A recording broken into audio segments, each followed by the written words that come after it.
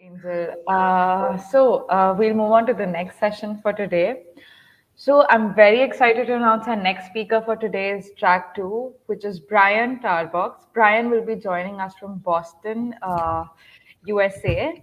All right, about Brian. Brian is an AWS community hero and is the organizer of the Boston AWS meetup. He has had over 20 years of experience turning ideas into designs and designs into production systems.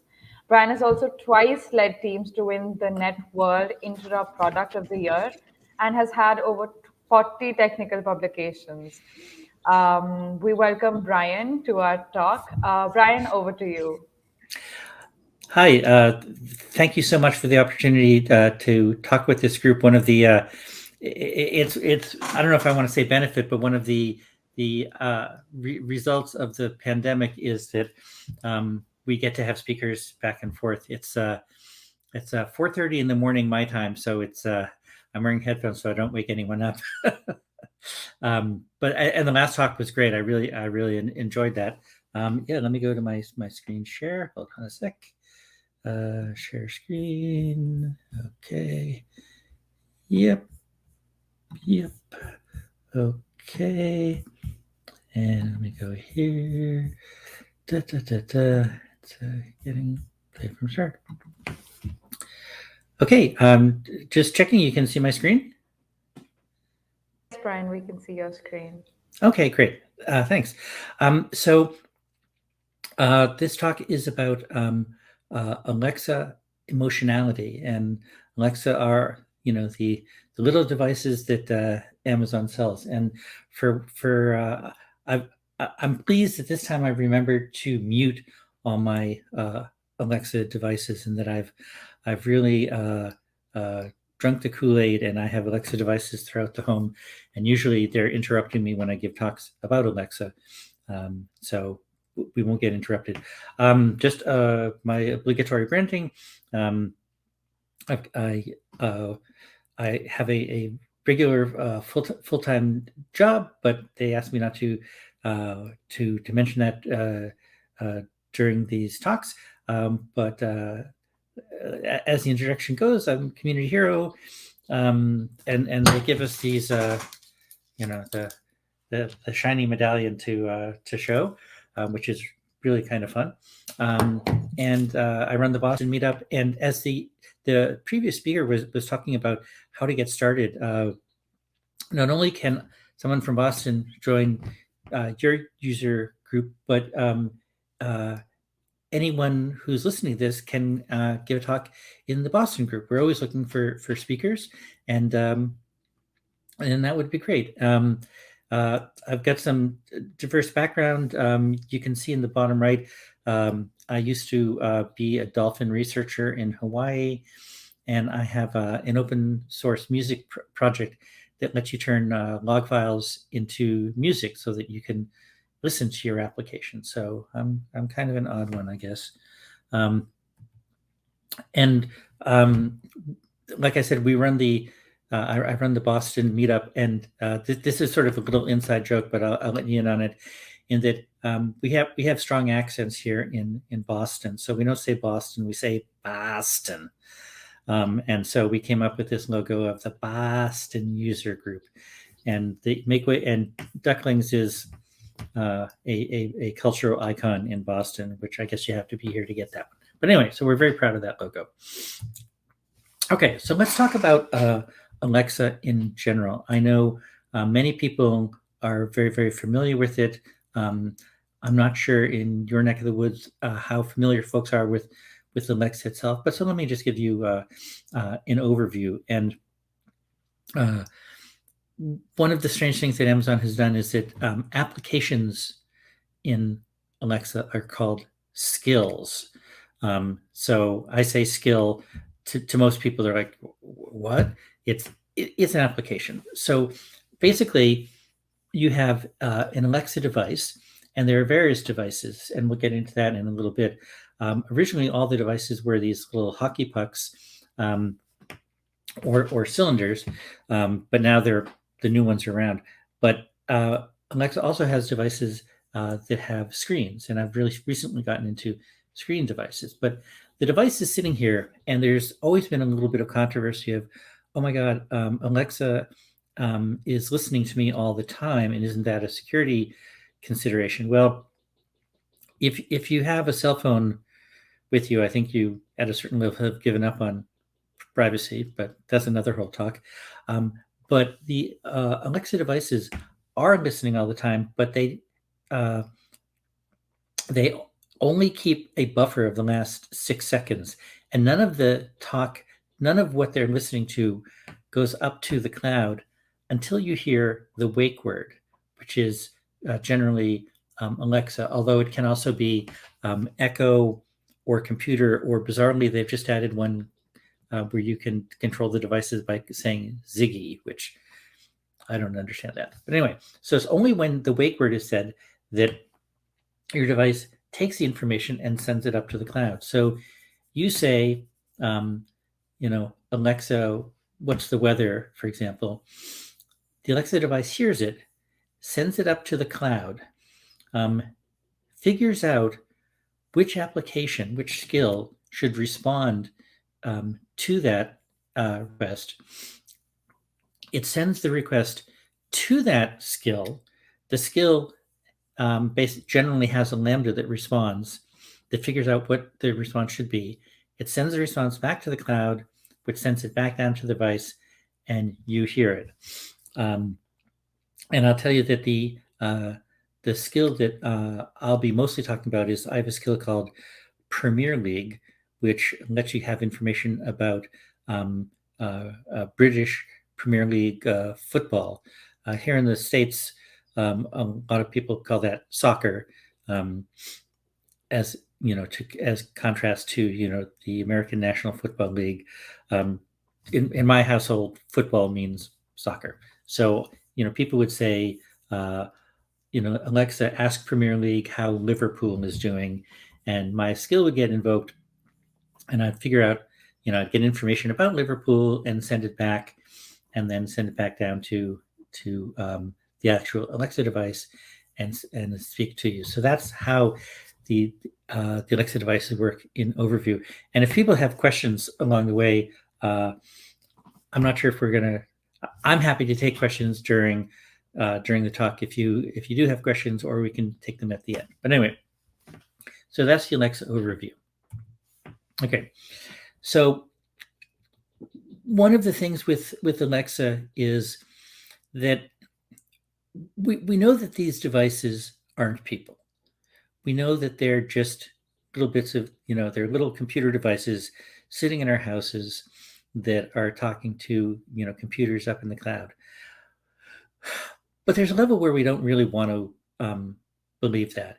It's easier to refer to sort of pretend that these devices are people, especially because they have a human name.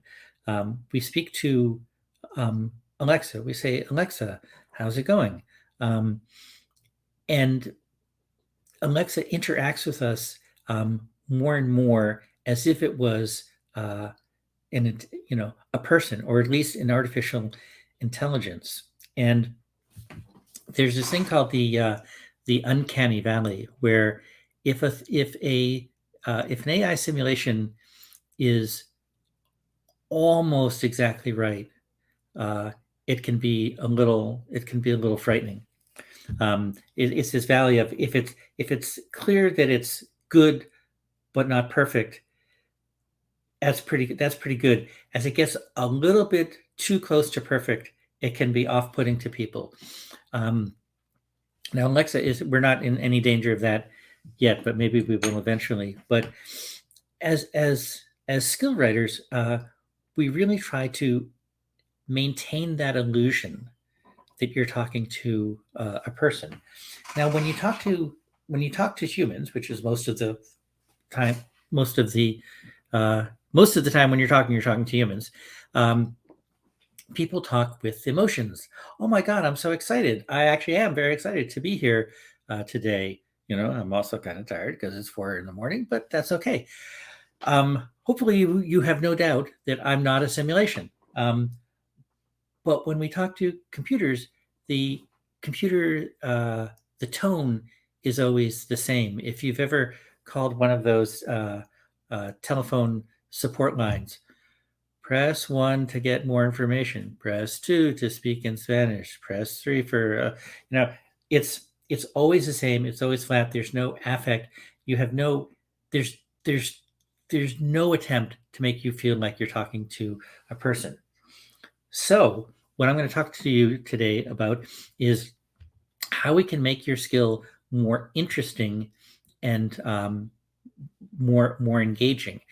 And one of the reasons why we like to do this is as a skilled writer, we're judged on how many interactions we have, how many people are using our system, and the more emotive one can be, generally the more interactions you have. I will say my Premier League skill is now at about 110,000 interactions per month. So, you know, I'm doing something right. And the thing is, as I started adding emotionality, the usage of the skill went up dramatically. So, here's the code to show you a simple text response. So this is a little bit of code that's actually could be in my Lambda that's responding to my to an event that's. And I'll say that I'll do that again. So that's okay, but it's and hopefully you all heard that. But when my Lambda is called, there's generally a handler that handles the response, and I tell it what to say, and it says it, and it's okay. It's not bad, but it's not going to win any prizes. And most skills just stay with that approach, and it's okay, but it doesn't grab you. It doesn't stand out. Okay. So now let's try something a little bit more interesting, and I'll play it for you, and then we'll go through the text on how you would do it.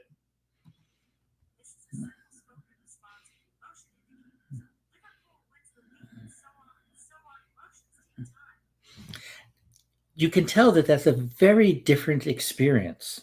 Okay, it's I'm not saying that you now believe that you're listening to an AI, but it's a very different experience. It's a lot more engaging.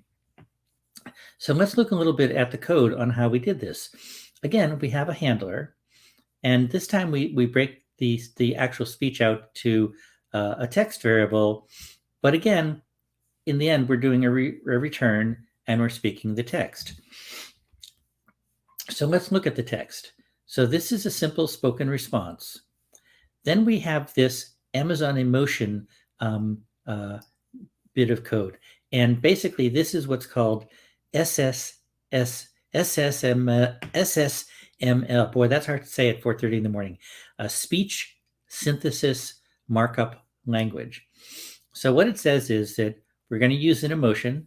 The name of the emotion is excitement, and the intensity of the emotion is high. I could also have low excitement.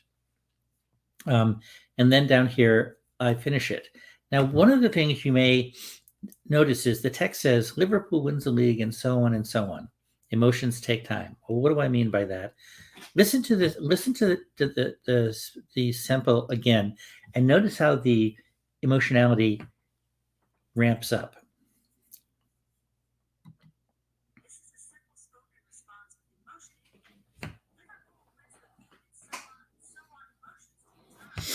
So one of the things that Amazon doesn't really talk about in these emotional indicators is they don't just go, "I'm about to be very excited," because that's not how people speak. People ramp up and ramp down their excitement.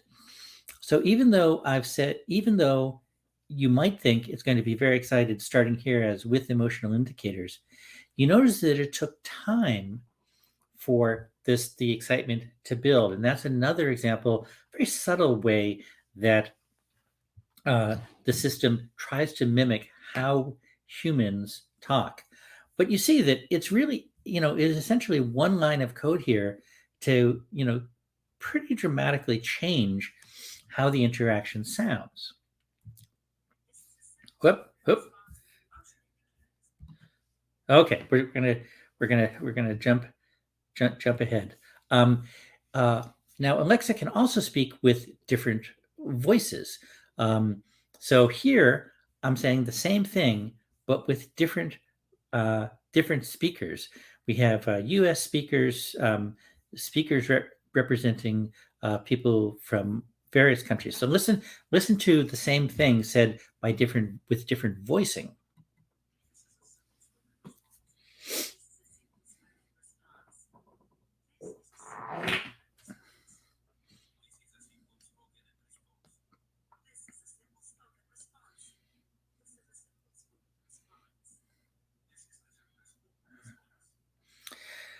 So that was the same text, but it sounded very different.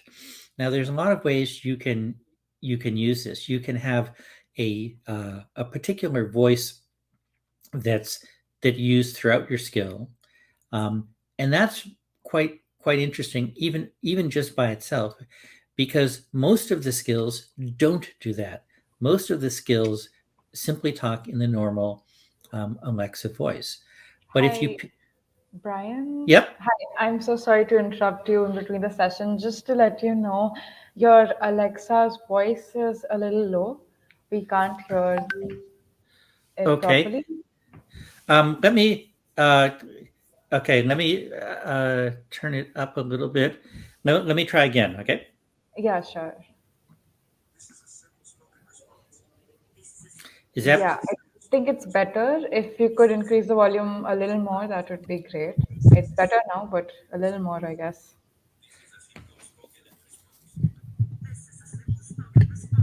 Yes, I think, all right. Yeah, I think it's better. okay? Okay. All right. Thank you for letting me know.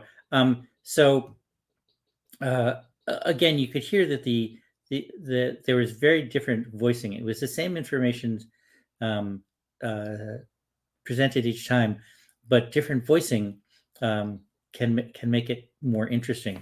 So uh, you can pick different voices um, depending on each interaction you're having.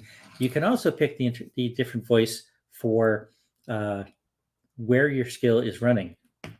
So Alexa is available many places around the world. And I'll say my own skill, the Premier League skill, although most of the users are in the U.S. and also we have a bunch in England. Um, there are people using the skill in India, Australia, and so on in different places. So if you use a skill, if you use a voice that's appropriate to where your user is running, the skill will seem more natural.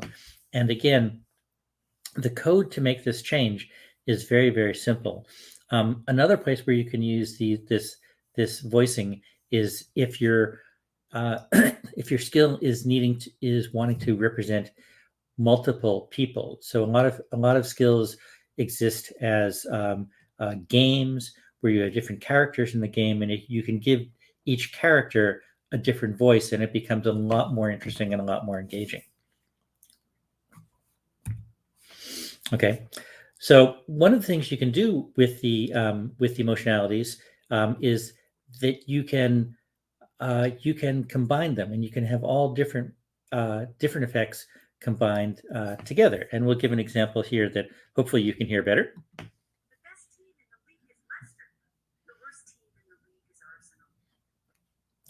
So you can tell I'm a fan of Leicester, and I'm not a fan of Arsenal, although they're a fine team too. You can make each of the interactions have different emotions, and there's also things you can speed up, you can slow down, you can increase or decrease the volume. So it's fine to do that, but don't go overboard. uh, it's like seasoning. food with no seasoning, is kind of bland. But you also don't want to overwhelm the meal. If all you're tasting uh, is just this cacophony of spices, that's not great either. We're not trying to draw attention to the emotionality. When a person is using your skill, we don't want their response, them to be thinking, "Wow, this skill is really emotional." We want that to be a subtle layer. It's like, wow, we want the person to be thinking, "Wow, this skill really knows about soccer." And so it's meant to be sort of a subtle interaction. So use these what we call emoticons, but don't overuse them. Don't go crazy. Okay. um, so in part, um, variety is your friend. Okay. So another way to achieve the illusion is by saying the same thing, but different ways each time. If you asked one of your friends how you're doing, and all they ever said was, "I'm fine," and the next day they said, "I'm fine," next day they said, "I'm fine," uh, that's not so interesting. And some of us do say that, but sometimes it's just because we're tired. But in general, when every time you interact with a person, they'll say things just a little bit differently, and it doesn't take much to help with the illusion. So this first line here, one of the things that followers of football or soccer care about is which player scored the most goals. Now, if I always said the player with the most goal is Mohamed Salah, and the next day it was like the player with the most goals is Mohamed Salah, that's fine. But if you just add some variety, the highest scorer is Mohamed Salah. The top scorer is Mohamed Salah.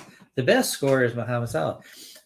You can interject this variety, and it helps maintain the illusion because it takes away one of the clues that you're talking to a computer system. So, and it's not that hard. So, for every interaction that you have with your user, you can find basically different ways of saying the same thing, and it keeps the illusion that it's not a computer because it's not the same thing all the time. But also, as you can interject more information that makes it seem that your skill knows what's going on. So, um, I'm not sure if everyone here is familiar with red and yellow cards um, uh, in football, soccer. But if you get a red card, you're ejected from the game, and your team has to play short for the rest of the game. So I say the players with the most red cards are. But I also sometimes say the players who are leaving their teams playing short the most are. And someone hearing that, the subtle message that the person receives is, wow, this skill understands that getting a red card has implications. They may not think that consciously, and they may not think, wow, this skill knows my game. But it's another clue, and we're trying to add just these little clues to maintain the illusion that you're talking to something real. And doing this is really easy. So I have these. I have an array called varied prompts. I can do a simple randomization, and so when I'm, if I return this, I get a random input of which of those prompts that I'm going to be using. And since my Premier League skill lets the user ask about 12 different questions, if each one of those has 3 to 4 different answers, there's actually quite a lot of variety. And I also have I'll just toss in there one of the difficulties with Alexa designs, voice design, especially when you have a skill like mine that has a lot of different things you can ask, is how do you tell someone? How do you inform the user about all the choices they have? If you were using a visual system, you could have a pop drop down list of all the choices, but in voice, you can't do that. If at the beginning of my Premier League skill, I said, you can ask about fouls or touches or tackles or referees. And I went on through the whole list of 12. People get bored and they don't remember. So I actually have the system of making suggestions. So I have this variable extra command prompts. It's an array. And again, I do a random choice of which of these extra prompts that I want. And then once I've used it, I remove it. And you can see here my varied prompts are randomization of the varied prompts themselves, and then a randomized suggestion of another thing the person could ask. So with that, we're again increasing the volume of different ways that we'll say similar things, which continues to maintain the illusion that there's an emotional being out there someplace behind your device. Now, one of the things I did recently, and this seems to have been very, very well received, is I've added some background crowd noise. If you've ever been to a sporting match, you know that the crowd noise is a big part of the experience. So to add background noise using something called APLA, Amanda Presentation Language Audio. The user says something. Alexa, how did Liverpool do? It goes to the device. We recognize the speech. It figures out that the intention is to ask about a team. And again, I have my Lambda that's processing that.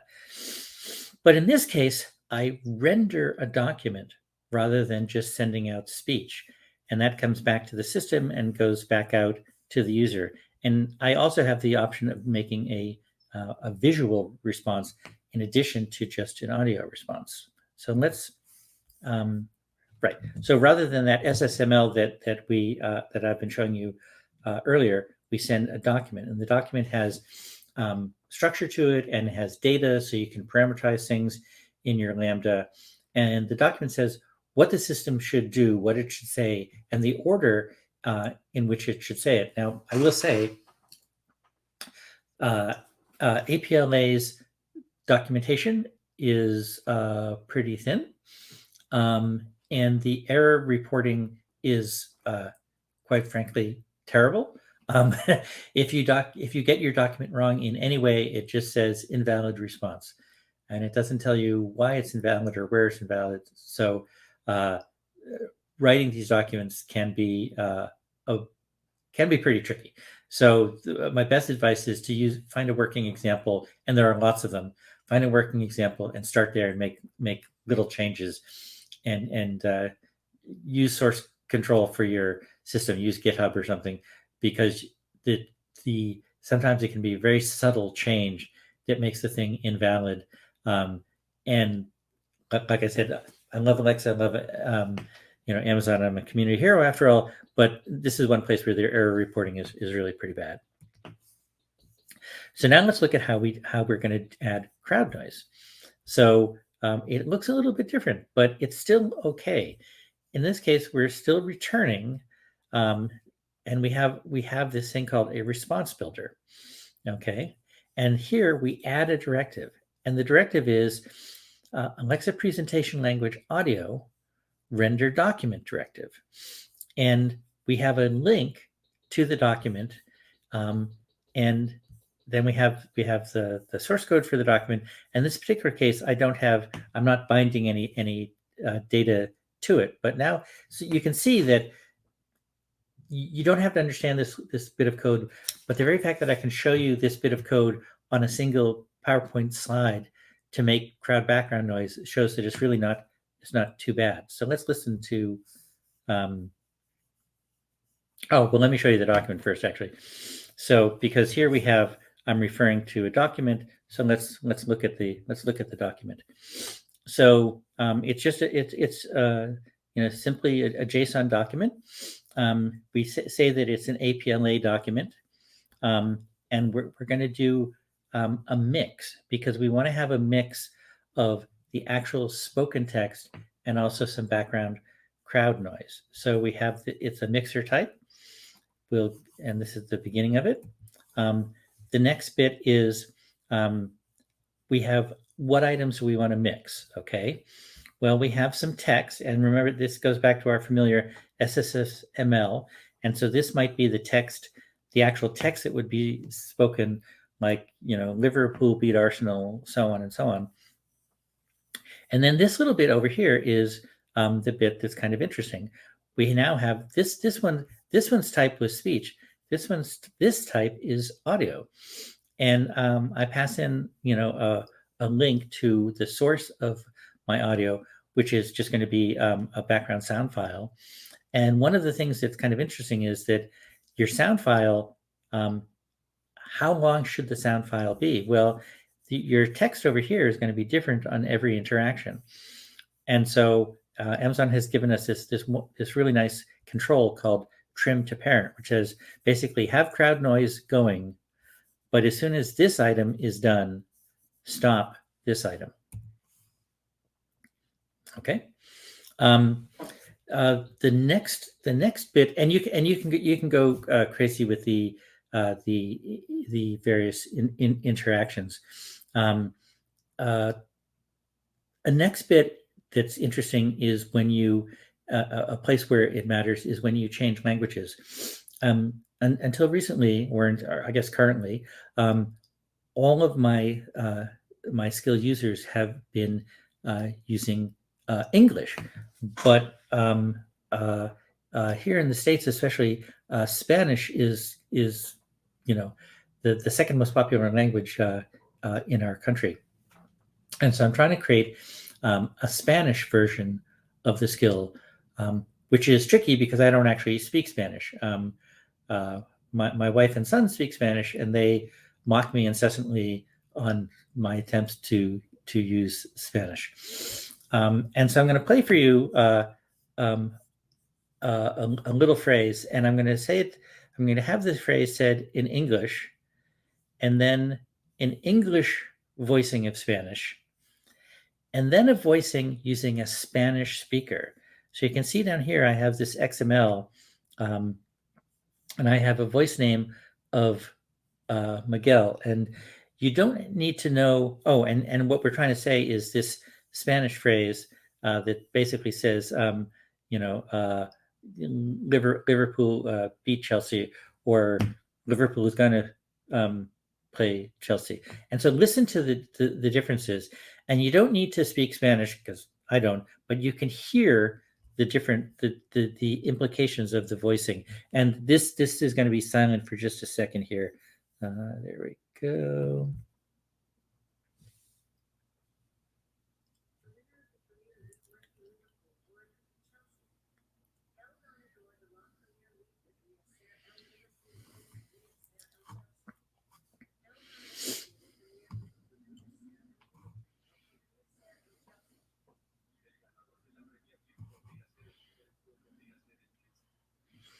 Okay, so even I can tell that the first couple of those were painful to listen to.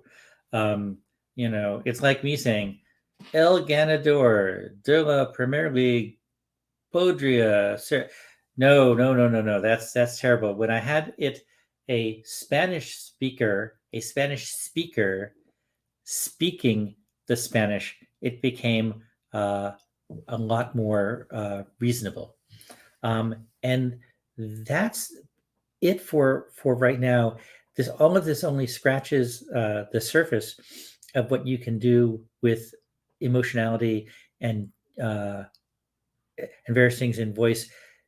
The idea is to let you.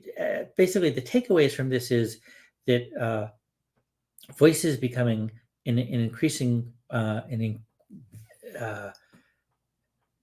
many more things are becoming voice enabled, and the number of people who have Alexa devices in their home or in their car, or I now can have Alexa in my headphones. It's just growing and growing, and Alexa has over 200,000 skills in their skills store, and so standing out is important. And one of the best ways you can stand out, one of the easiest ways actually, is by making your voicing seem different than the vast majority of skills that aren't doing voicing. But you don't want to just stand out. You want to stand out because your users want to interact with your skill. Um, you know, when my skills hit over 100,000 interactions per month, I had a pretty good clue that people like this skill. And so that's one of the things we're trying to get at. Uh, we all want our people to like our systems. Um, that's it. I'd be happy to answer your questions. Thank you so much, Brian. That was a wonderful session. I really enjoyed it, and I'm sure that all of our audience listening in also enjoyed it. So we'll move forward with the questions. We have a couple of questions from our community. The first is, would you please like to tell us about your experience in driving the AWS community, especially as Boston, since you're obviously an AWS hero as well? Okay, great. Yeah. Um, well, I have loved running the Boston group. I will say that I sort of got snookered into it in that I had been a longtime attendee of the meeting, and I knew uh, the previous organizer. And at one point, he said, "Hey, Brian, can you help me out a little bit with the organization?" I said, "Sure." And he said, "Okay, I'm going to make you a co-organizer." I said, "Oh, great." And then he said, "I'm going to be away for the next two meetings. Could you run them?" I'm like, "Sure." And then he said, "By the way, I'm stepping down, and you're it." So I sort of walked into that, but it's actually a lot of fun. When the pandemic started, lots of user groups reduced the number of times they were meeting. We've actually increased it, so we've been meeting every other week for the last 20 months. So it's been a real challenge, or I guess I'll say it's been a fun journey to find speakers all the time. But we've worked really hard to be fun and engaging and very welcoming. I will say we have an incredible diversity of our speakers. Over 50% of our speakers don't look like me, which is great. And we've had a tremendous number of female speakers, which I'm very, very proud of. So that's been a lot of fun. And the community hero process, there's about 200 of us in the world. So it's pretty cool. And where else do you get to wear a cool medallion like this? When I first put this on, my son said, "Dad, you're not wearing that." I'm like, "Oh, for God, of course I'm wearing this. This is amazing." And at reInvent, they treat us like celebrities. So in 2019, I got to have drinks with Werner Vogel, which is kind of amazing. Uh, but it's a journey, and one of the things we try to do in our user group is help people start the journey and progress. And in fact, we're going to be holding a workshop in January by a trainer specifically for people who are traditionally underrepresented, and help them gain the confidence to give talks. So it's a lot of fun. I'm sure it is. And of course, you're a celebrity. Another question coming up is, so what is your advice to all of, the freshers and the juniors who are trying to get into the cloud based computing stream of their careers? Okay, sure. That a great question. Um, I guess it's remembered that we all were beginners once, and one of the best pieces of advice is to maintain what's the beginner mind. So there's all kinds of training out there, and there's lots of, and I'll say user groups are a great place to start, because you can come to a user group and listen to talks, and you don't have to understand it all, but you get exposed to it. Like, I'm not expecting that at the end of this, everyone who's listening to this can go out and write SSML, but you've gotten a taste of it, and you've seen that it's not that bad. And user groups are generally a very, very friendly place where you can ask questions. There's lots of training. Amazon has the cloud practitioner certification, which is a fairly beginner certification. So I'd say join users group, join user groups, get some training, but also just start playing with things. That was a great answer again, I'm sure. that the audience will have a great time learning from your session. Again, could we have our moderators to just flash the link of the quiz on the screen, please, for this session? Right, here's the track 2 session 6 quiz. The audience can participate in this quiz. All right, moving on. Thank you so much, Brian, once again. Thank you. My pleasure. Build. Go. Build.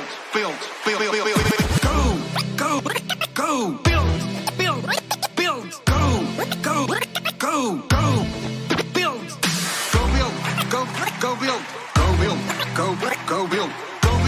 Go. Build. Go build. There is no compression algorithm for experience. Def and test are the most important workloads. Dance like nobody's watching.